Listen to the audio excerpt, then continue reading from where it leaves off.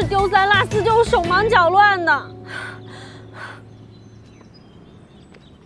我跟你说啊，你现在还没有找到你自己的特长，还没有发挥你自己的优势，像你这样的情况，还得继续挖掘，挖掘。我是什么优势和特长啊？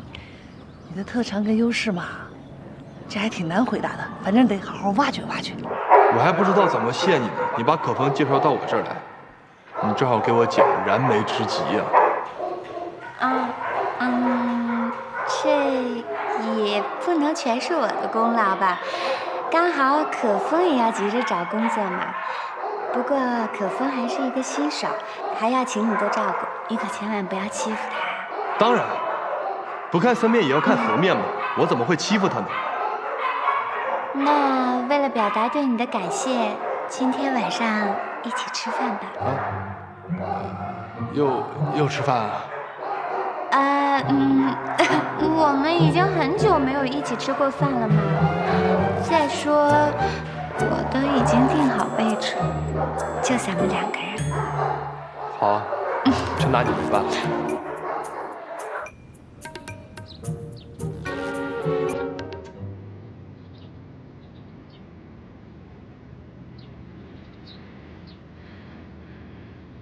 什么意思啊？说你是个傻主妇吧，这也看不出来。冬眠希望我们2个助他一臂之力。怎么助他一臂之力啊？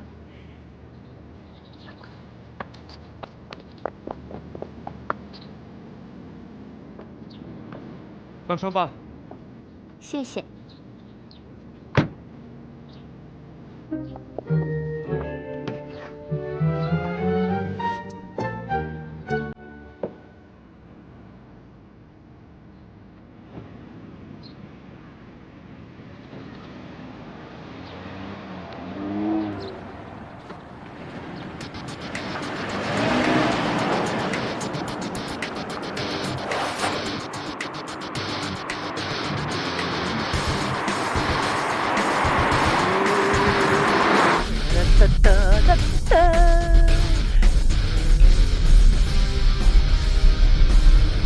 根本就是假借看我之名来勾引戚明风的，穿得那么妖艳，有没有觉得很刺激？就像追逃犯一样，一旦我追上了他们，我就将他们一网打尽。雷先生，你有